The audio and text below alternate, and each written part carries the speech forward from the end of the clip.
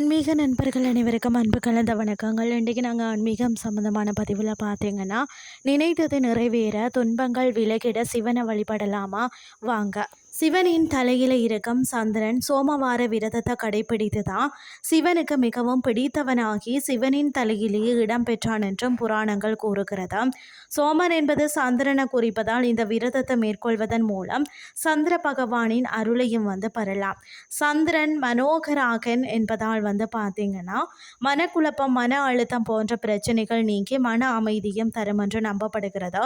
இந்த விரதத்தை முறையாக கடைபிடிப்பதன் மூலம் எப்பேற்பட்ட தோஷங்களும் நீங்கும் என்று கூறப்படுகிறது. அது மட்டும் இல்லாமல் சிவபெருமானுக்குரிய விரதங்களில் மிக முக்கியமான விரதங்களில் ஒன்றுதான் சோமவார விரதம். 16 திங்கட்கிழமைகள் சிவபெருமானுக்கு விரதம் இருந்து அவரை வழிபடுவது தான் சோமவார விரதம் எனப்படுகிறது. இந்த விரதத்தை பார்த்தீங்கன்னு சொன்னால் பெரும்பாலானோர் கார்த்திகை மாத திங்கட்கிழமைகளில் மட்டும்தான் கடைபிடிக்கிறார்கள். ஆனால் இந்த விரதத்தை எல்லா திங்கட்கிழமைகளையும் கடைபிடிக்கலாம். அதிகாலையில் எழுந்து நீராடி வீட்டின் பூஜை அறையில் சிவபெருமானின் படம் அல்லது லிங்கத்திற்கு மலர்களை சூடி விளக்கேற்றணும். நெற்றியில் திருநீறு பூசி சிவனை வழிபட்டு விரதத்தை மேற்கொள்ளணும்.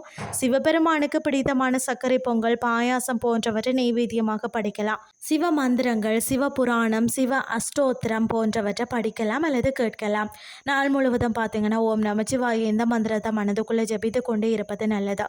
முடிந்தவர்கள் நாள் முழுவதும் உவாசம் இருக்கலாம்.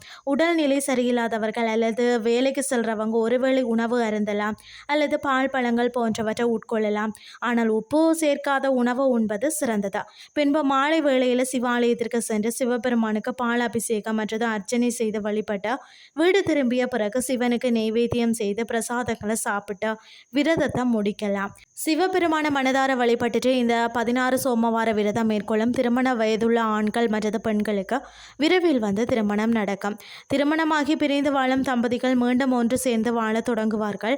தாயாருக்கு ஏற்படும் தோஷங்களும் உடல் பாதிப்புகளும் நீங்கும். உடல் மற்றது மன ஆரோக்கியம் சிறக்கும். ஜாதகத்தில் சந்திரனின் நிலை வலுப்பெறும். தொழில் மற்றது வியாபாரத்தில் முன்னேற்றம் ஏற்படும். வாழ்க்கையில் அனைத்து ஐஸ்வர்யங்களும் கிடைக்கும். இன்றைய ஆன்மீகம் சார்ந்த பதிவு உங்களுக்கு பிரயோசனமாக அமைஞ்சிருக்கும்னு சொல்லி நான் நம்புகிறேன். இதே மாதிரி மற்றொரு ஆன்மீகம் சார்ந்த பதிவோடு உங்களை சந்திக்கிறேன். நன்றி.